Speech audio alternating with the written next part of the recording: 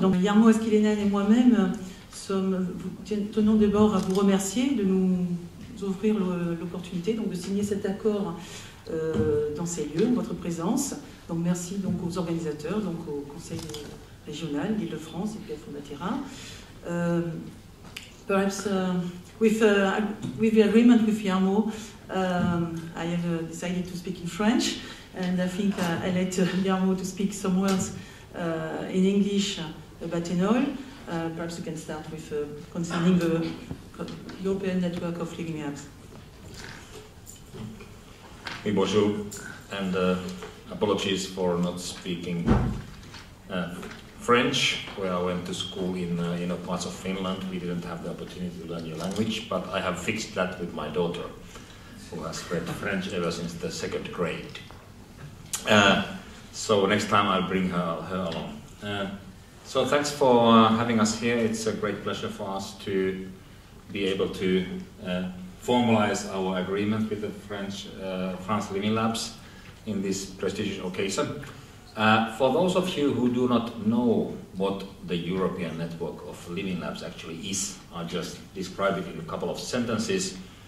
It's an international organization, association of user-driven innovation actors, established in 2006 and grown since in 6 waves of membership to a network of about 300 living labs across Europe, and funny enough, exceedingly also in other continents. So it might be that we need to change the name to Open Living Labs or something like that, because European doesn't quite describe a network where we have over 50 members from South Africa, Asia, South America, etc.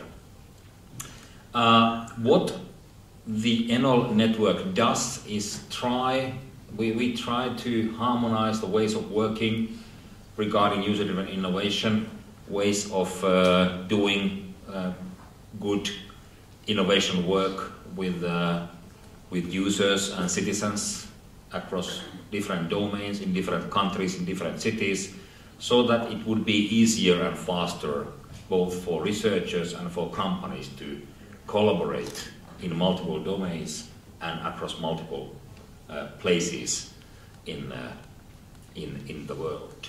Because we believe that eventually we need to build a faster market, but people are different in different places, so you need to actually test and validate and innovate with the people wherever you are going to be active. And services and products change depending on the cultural and environmental situations where people are.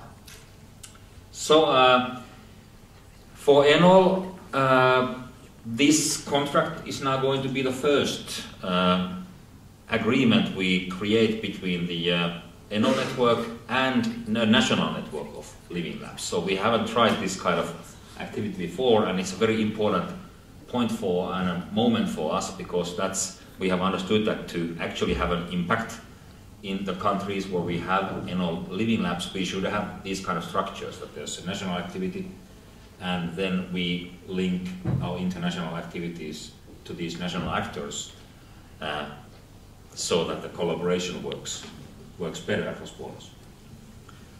Oui, donc quelques mots sur le réseau français des Living Labs. Donc nous avons commencé avec une labellisation en 2006 lors de la présidence finlandaise, la première vague de labellisation de réseau européen. Nous comptons aujourd'hui, donc après les 6e vagues, 47 Living Labs français. Vu ce nombre croissant de vague en vague, nous avons décidé de nous structurer en association, donc loi 1901 l'année dernière. Donc nous avons créé cette association France Living Labs en mars 2012. Avec 21 fondateurs. Donc aujourd'hui, nous comptons à peu près une trentaine de membres et donc 21 fondateurs. On a commencé en fait vers fin 2007 et 2008 l'animation de ce réseau français avec une réunion un peu annuelle, sous aussi l'initiative de Marc Palot et d'Olivier Rérol, qui étaient d'ailleurs en soutien pour ces histoires pour ce mouvement Living Lab au niveau de la présidence française d'ailleurs aussi. Donc, et puis, depuis 2008, donc jusqu'à maintenant, nous nous réunissons régulièrement. Donc, effectivement, la création de France Living Lab est une étape. Donc, nous visons, avec cette association, d'apporter un appui opérationnel aux membres, par exemple le montage des projets européens. Nous voulons aussi faciliter l'échange de bonnes pratiques, d'expériences, de connaissances. Et ce qu'on veut aussi, c'est promouvoir en fait ces démarches Living Lab par une communication commune. Donc on veut effectivement mutualiser et essayer d'avoir une communication commune avec les membres de Living Lab. Donc concernant cet accord, quelques mots donc, sur ce que nous allons signer.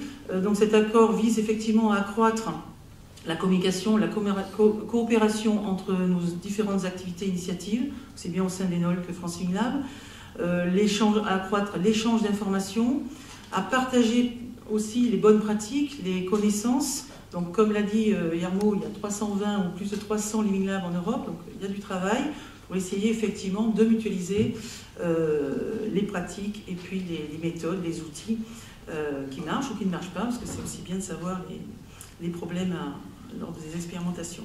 On veut aussi, bien sûr, promouvoir nos activités réciproquement et puis participer activement dans nos différents événements.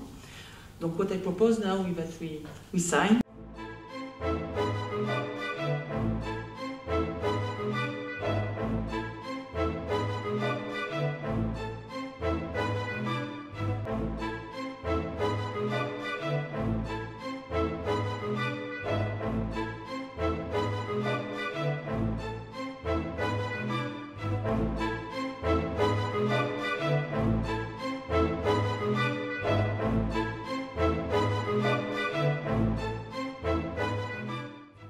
Thank you. Donc, nous sommes vraiment ravis d'avoir signé ça dans ce lieu prestigieux et en votre compagnie.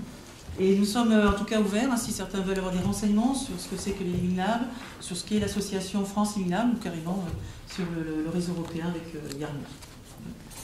Merci.